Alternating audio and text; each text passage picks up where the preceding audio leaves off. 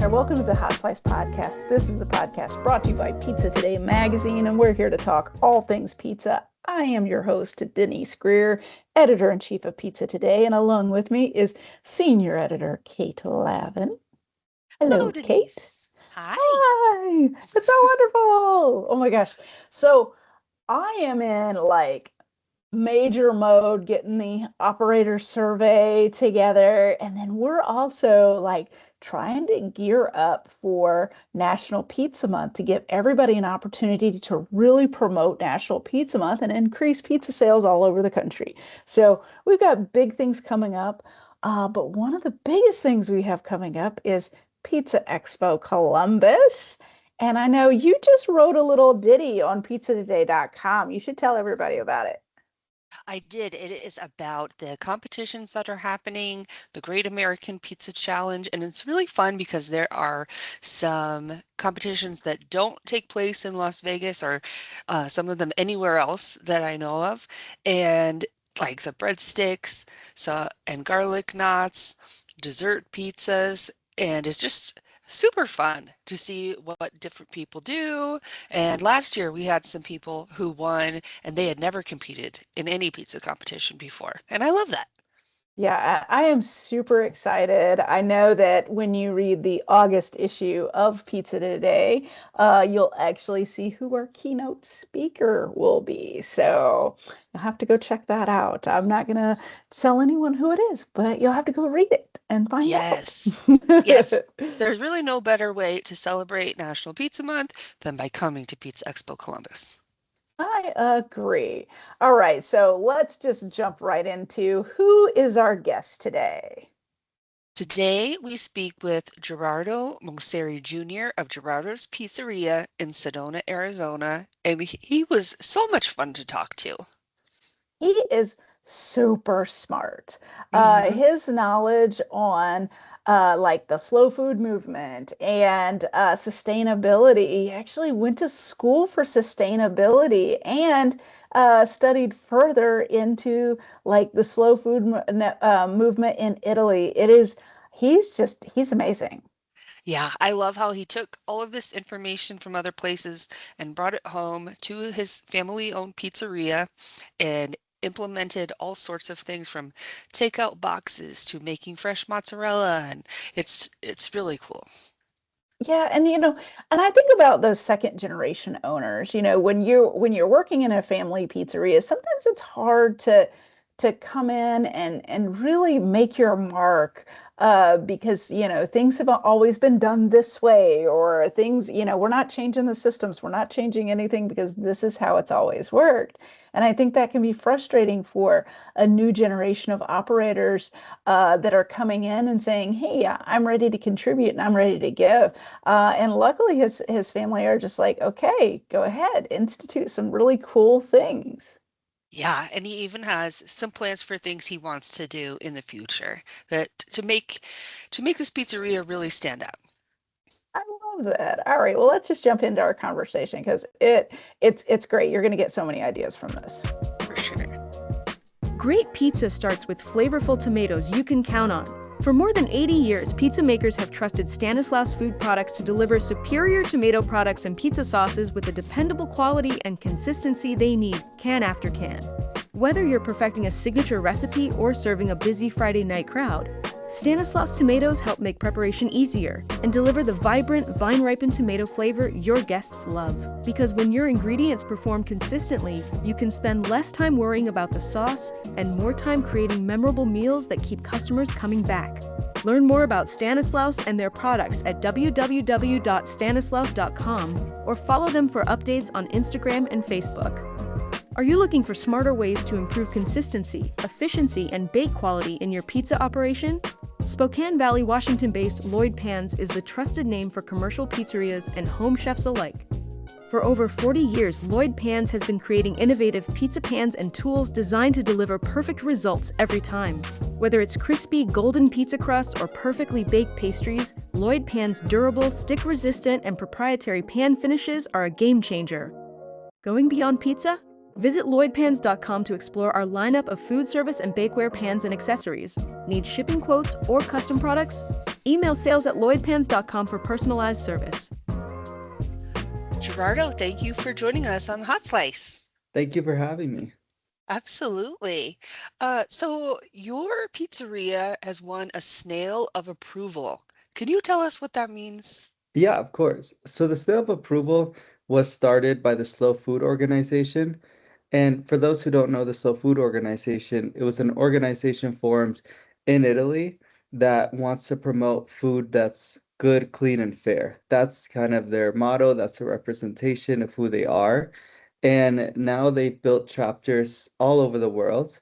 So the specific chapter that awarded our Snail of Approval is from Slow Food Phoenix, which is a chapter that I've been involved with for years. Even I was an intern there when I was a student at Arizona State University. So it's an award that just recognizes not only restaurants, but other businesses who are trying to source local ingredients, who are trying to find the best possible ingredients, not only for the consumer, but also for the planet. And they just want us to be recognized. And it's also a good tool because it helps us kind of promote slow food as well. So more people learn what slow food is.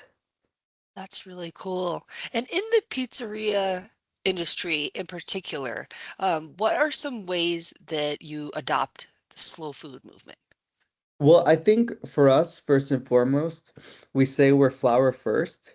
And so we look to see what flour we're buying. And we look to see the quality of it, how it's produced, how it's milled even. Right now, for us, we're using a flour from Hayden Flour Mills, which is stone milled. So it's really, all the nutrients are still there from that stone milling process. It's a really good way for keeping a healthy flour. And then we also use a flour from shepherd's grain, which is grown through regenerative agriculture. And in that sense, they're really focused on how healthy the wheat is and how healthy the soil is, and making sure that future farmers can still grow wheat in this soil. So for us, we always look, in reality, our first ingredient is the soil. Because if there's a lot of flavor in that soil, there's going to be flavor in the wheat, and that's going to keep going down into our pizza dough. That is so cool. And how does being part of the slow food movement also impact the way you source other ingredients that go into your pizza? Well, it makes us look to see what's seasonal. It makes us look to see, where can we find the best products that also may be a slow food minded business. And for us, that goes down to, our mozzarella. We get our mozzarella curd from Wisconsin with grande mozzarella, and then we make our own mozzarella because also another aspect of the slow food movement is cooking.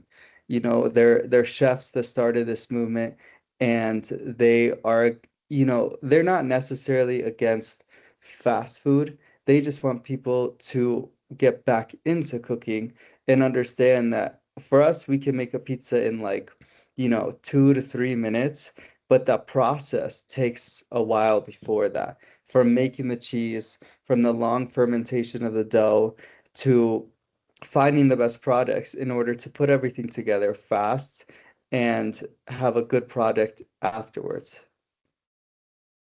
Something that I think you do that's really fun is making your own mozzarella. Like, Mhm. what goes into that process, and how labor intensive is making your own mozzarella, compared to, the cost of sourcing it? Well, we get the mozzarella curd. So it's like Hmm. that step right before the fresh mozzarella. Okay. So for us, we're able to shape it in the way that we want to shape it. And then we know that it's really fresh right there. And the cost and the labor for it, for us, it's one of our cook's job. He's been doing it for years, and he takes a Yeah, lot of pride in it. So for for us, sure. we look at it in that sense of like, he takes a lot of pride in his work, and we love that because he knows he's the guy who makes the cheese for all the pizzas that go into the restaurant. And it is a big job because, the labor with Mhm. it, the water is really hot when you put your hands in the water and you're forming the balls of mozzarella. Or, we will sometimes lay the mozzarella flat and put basil in it and then roll it. And now you have a basil mozzarella Whoa. log. And so there's a lot of different ways that he can be creative with it. And so the labor kind of comes back to it because we can create more specials from it and sell more from there. Have you, your pizzeria has been going for 25 years. You're that Mhm. multiple generation pizzeria. Have these strategies kind of always that slow food movement, has that kind of always been foundational, or is that something that has been brought in recently? Like, how has it kind of shaped into your pizzeria? I think it's a little bit of both because when my dad first started, our first restaurant, Payson, 25 years ago, Cucina Hmm. Paradiso, the slow food movement wasn't that big. He didn't even know what it was really. But he was brought up from Italy, so he always had that mindset of, finding the best ingredients, finding the best flours. And so he was already kind of doing it, even if it wasn't as promoted, even if it wasn't, as seen as it is nowadays. And then Hmm. after I graduated, because I graduated from Arizona State with a degree in sustainability, that was when he really started to say and look at his business and say, how can we be better? Whether it's something as simple as, what to-go boxes are we using? Are these more eco-friendly or are these not as eco-friendly? Things like that that he started to look at. And then from there, we started to look at multiple things. It's awesome. Is sustainability something that you are always interested in, or did you specifically want to bring these ideas to the pizzeria? It was something that I really didn't know about until I was at Arizona State University. I started school with a degree in psychology, and 2 years into it, I saw the sustainability building and I started reading more into it and I started realizing, this is what I want to do more. I want to learn about how more specifically food system sustainability works because I want to try to apply that to our restaurant because I know that, for me, I'm always going to be a chef, a baker, but there's also another side of food that I wanted to learn more about that I couldn't really learn about in a traditional culinary school. So that's why after getting my bachelor's in sustainability, I also went to what's the nickname is the Slow Food University in Italy, but it's the University of Gastronomic Sciences. And even though that sounds like it would be a culinary school, I actually was studying anthropology, history, and the mobility of food. And that Hmm. really opened my eyes to kind of like how many different ways people cook, how many different ways people are moving food as well, and how that really affects the environment and how that's affected the environment throughout history. And it kind of opened my eyes. And one thing about sustainability that we always learned in school was that it's a complex problem. You can't fix it with one thing. And we always Hmm. have to keep learning because whether, we may think something is good that we're doing now, but, maybe we see in the near future that it needs to change. And it's one of those buzzwords nowadays, I feel like sustainability is Yeah. where more businesses are using it in their products, but we have to really see are they really practicing it in a way? And that's something for our business that we try to be transparent about, that we say, okay, we want to be sustainably minded, but we need to make sure that we are doing it every single day and not just promoting it every single day. Oh, Could you give an example or a couple examples of things that you learned at the Slow Food University and brought back to the pizzeria? I would definitely say that S- a couple of things. I mean, for me, one specific thing that I guess that was through the Slow Food University is I had to do an internship, and I chose to do an internship at a bakery. And at that bakery, the owner took me and he was like, "Do you want to learn panettone?" Because I went from November to January. And I said yes. I didn't even really know what panettone was. I knew what it was, but I didn't know the process it was to Yeah. make it. And I mean, man, it was a process, but he took me and he showed me every step. It was a very patient process. And when I came back to the States and to our restaurant, I told my dad, let's make panettone. Let's start this panettone process. And it's a very rigorous process, patient process. It takes 2 days for the panettones to make, but he taught me how to make it, how to create my own hard sourdough starter, which is more of a sourdough starter they use in Italy. It's not a traditional liquid starter. It's almost just like a hard dough. And that was really cool. This year we created our sourdough starter just using grapes and water, and we let that ferment, and it was just our little baby. But the panettones came out better than they ever have after years of trial and error and figuring it out. But that was one thing on the culinary side that I learned from going to that school that's really helped us launch into not just a pizzeria, but being one of the only businesses that I know of in Arizona that makes their own fresh panettone. Oh, That's wow. that's amazing.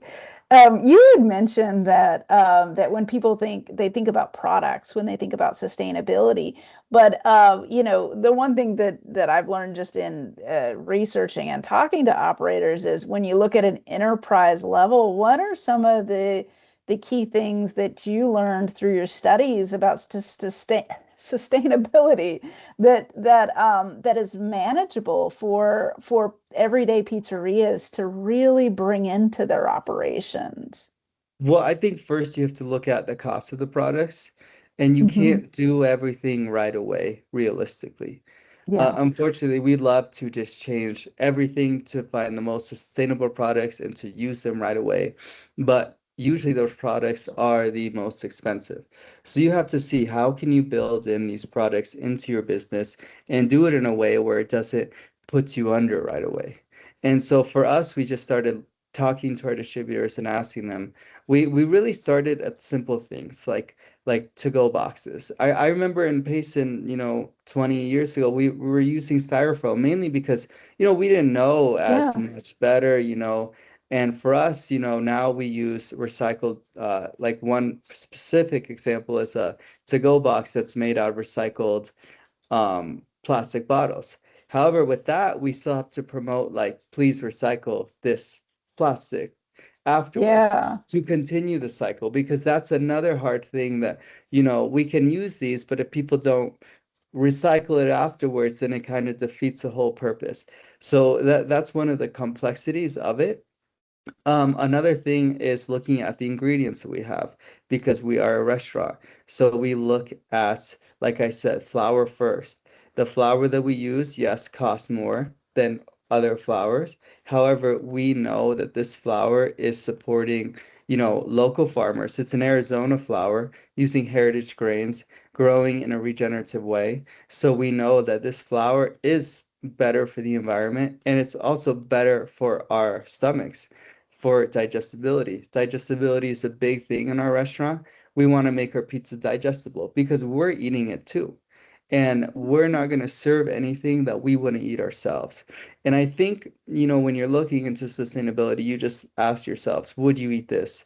Would you want to serve this? Would you want your kids to see what you're serving? Because the odds are one day my kids are going to tell me, what are you doing here? Just like I did with my dad. And so those are just a couple of examples. And Hmm. then we really just started to find more local farmers that were at least growing some things with their greenhouses over here in Arizona. The summertime is a little hotter, so they're always with greenhouse products and things like that. But we also understand the challenges that the farmers face, so we work with them. If they can't bring us lettuce in the amount that we need, then I will bring it in from our other distributors and I will balance it out because we also have to keep running the business and we have these things on the menu. So things like that, where we support the farmers as much as we can, and we support the fact that they are dealing with a hot Arizona climate and growing things is difficult. But whatever they bring us, we use. And period. Whether it's for a special or whether we change the menu a little bit, but it's important to use what they bring us to avoid food waste. And another thing that's very simple that we do is we have compost, a business that brings us a compost bin for any food waste. And that also helps eliminate, our garbage and things like that. And they give back to the planet. So working with businesses that are also sustainably minded is a big help for somebody who wants to kind of go into this path as well. I did have a question on you're just talking about composting, and and I know like a couple years ago you would hear operators say, "Well, I can't do composting because it creates issues like pests and different things that there are these misnomers about composting and what's involved." Can you kind of talk about your composting and how it really works within your Mhm. programs? Of course. So we have two compost buckets. They're green from a business called the Compost Crowd that's based out of Sedona, Arizona. And they tell us exactly what we can and cannot compost. So in this case, we can compost just, vegetable scraps, fruit scraps, eggshells, breads, simple things like that. And we've never had a problem with pests going Mhm. into the compost because they put lids on them and, they're sealed lids. They go right there. We make sure they're closed at the end of the night. And they are more so in the dish pit. And, there's not even really a smell that comes out of it either. And Mhm. he picks it up every single week. So it's not like it stays there. He also brings a brand new bucket with him every single week. So it's not like he's dumping it out and leaving a dirty bucket. He Yeah. comes, washes the lid, brings us a new bucket. So for us, it's Yeah. been a pretty clean and easy process. Yeah. They know what they're doing really well. We actually, in my apartment, we have a little compost bucket for our Yeah. food scraps here. So Yeah. it's one of those things where for us it works well. I like that you can outsource composting. I actually did not Yeah. even think that you could outsource composting. Yes. So that's awesome. You mentioned that you specifically choose wheat that retains all of the different components or flour that contains all of the different wheat components. How does Mhm. your dough behave differently having this really complex makeup? Yeah, that's a great question because specifically with the flour from Hayden Flour Mills, it's a white Sonoran wheat. And so it's wheat that's grown in the desert. And when I first got the flour, I started with just my normal percentage of water, which I think was at that time around 72%. And it took the water and soaked it right up. And then so like a couple weeks later, I asked my professor, I was like, it's really interesting because this flour takes a lot more water. And she was like, yes, because in the desert the wheat doesn't get a lot of water. So, it needs more water once I'm making the pizza dough. So that's one of the aspects with the baking of it, with the making of the dough, that, I had to increase the water, which was something I never thought of. And it really keeps me on my toes. And then in terms Yeah. of it rises about the same. I blend my Hayden flour mills with the flour from Shepherd's Grain, which is the regenerative agriculture flour. That one isn't stone milled. So there's a little bit of a balance there. And I find that blending those flours helps a lot in creating even more flavor in the dough. Absolutely. That's awesome. Something I wanted to get to because I was looking at the notes on your restaurant and I found really awesome was that you have J1 hospitality interns. You have a teaching Yes, kitchen. yes. We need to know about this. This is really cool. Yeah, so we always try to have interns. Right now, we have one intern. She's not a J1 student, but she's an intern from the Culinary Institute of America from New York. Oh, And wow. so we're also enrolled for interns like we're an option for interns to come from that institute as well. Um, so she's been helping us for the summer, but we've had interns in the past from the J1, our most recent ones from the J1 program, they were from Mexicali. And Oh, now wow. they're opening their own coffee shop in Mexicali. And so they had a great time. They helped me make the panettones. They learned how to make pizzas, desserts.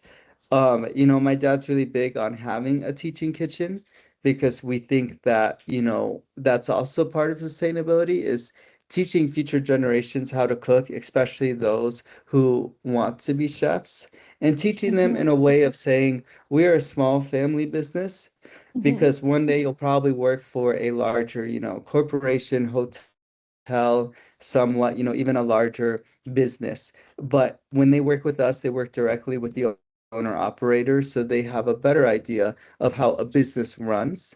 And one day maybe they want to own their own place and run it at the same time. Because I think what's important for them to understand is that, we are chefs first and foremost, and we run the restaurant like it's our Hmm. own kitchen. And we want to Yeah. bring that to the interns to Yeah. because for me, that's what really keeps, these young interns' passions alive is cooking like you're in your own kitchen because the rate of burnout in kitchens nowadays is really high. And so we Yeah. just want to teach them in a way that can make them cook for years. So are these like paid internships? And do you have to, Yes. because I can remember when I did an internship and when I had interns, like I would have to fill out paperwork each week on the intern's progress and what they did that week and things. Is that part of the process of having these kitchen interns?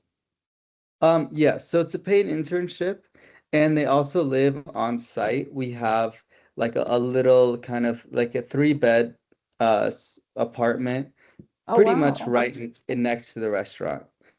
It shares a parking lot. And so we've had interns live there for a while. Even for me, I lived there for a bit before I was found my own place. And it depends on each program that they're in. For example, the girl from the CIA, she just has me fill out a program progress sheet twice, once Hmm. halfway through and then once at the end. For the interns from the J1 program from Mexicali, I had to fill it out once a month. And so it's just something like that. But in reality, it was just kind of for their schooling. They Hmm. get the real, progress checks every day when we're telling them how to keep improving and things like that. That's so cool. That really is. I wanted to talk to you a little bit about being a second generation at the pizzeria and how open is your family to you introducing new ideas about things that you want to do differently? I mean, they've been very open, especially since I came back from Italy in 2022. There I was more focused on pizza and I was more focused on breads. And before we were more of this kind of like full-on Italian American and things like that. But we were also always a little shorter staffed and, my parents are getting a little older and I told them, we can kind of change this to make it really more pizza focused because we have a beautiful wood-fired oven and, managing a pizzeria and really focusing on having a good quality wood-fired pizza is a good product that can sell well. And I just remember my times in Italy working in pizzerias. It was so fun. That was, it's a lifestyle over there, and I wanted to bring that back. And so they've been really open to all the changes I've made, just because they see it as, it's also my restaurant too. And I really do feel that, I take that ownership and we work together all the time. So I see them every day, and we have to be kind of open. And sure, there's been, arguments before, but I don't know any family restaurant where there hasn't been arguments. Yeah, Sure. absolutely. Um, could you tell me a little bit about, given your commitment to regenerative agriculture, uh, how you go about sourcing the wood for your wood-fired oven? So the wood right now is coming from Flagstaff. We have a gentleman who's been giving us like selling us wood for years now. The wood is another thing that we always have to think about because, the cost of wood has actually been going up over here. And Mhm. recently over here in Flagstaff and Sedona, there was a couple of big forest fires. So yeah, in that sense, we are always thinking, actually, I haven't thought too much about that sense of like, would prices go up? Will there be a little less wood? It depends. Sometimes he'll tell us the forest is closing. And so he'll bring us as much wood as we can, and then we have to be a little bit more minded to how much wood we're using in the oven. We chop our wood. If I have big pieces, I go out there and chop it with an axe. And so we're kind of more useful even on or thoughtful on that, knowing that, we can't just use wood as much as we want. We need to make sure we're preserving it. That's awesome. Now, also as a second generation in your family business, where are you looking forward to taking your pizzeria? Like how are you looking forward to growing the pizzeria, or just like you've instituted these new ideas with sustainability and regenerative agriculture? Where are you hoping to take the pizzeria? I am not too sure yet. We kind of just take it every day Mm-hmm. by, working on one thing, working on another thing. Um, Taking it, I would, eventually love to have a pizzeria where in the morning we're making croissants, we're making baked good, we're making pastries, Yeah. even for lunch we're making focaccia sandwiches, and then at nighttime it's all about the pizza. It's all about the wood-fired pizza. So to have, kind of a pizzeria that can do pastries, that can do focaccia sandwiches, that can do everything. That's kind of like my ultimate goal, especially being in Sedona, Arizona. It's a kind of a busy tourist town. And so there's Yeah. always a market for good product, and people will find us because we're not in like the uptown part. We're more in the local West Sedona. And so people have to drive and find us, and we're even behind another building, and they find us. So I feel like no matter what we do, we just stick to, what we have been doing. We don't change for necessarily the customers. We stick to our beliefs and what our restaurant will be, and the customers will come. I love That's that. great. I think that seems like a good place to leave off. Thank you so much for joining us today. Of course, thank you guys for having me. That's Absolutely. fantastic. All right. Well, you have a nice rest of your day. Take care.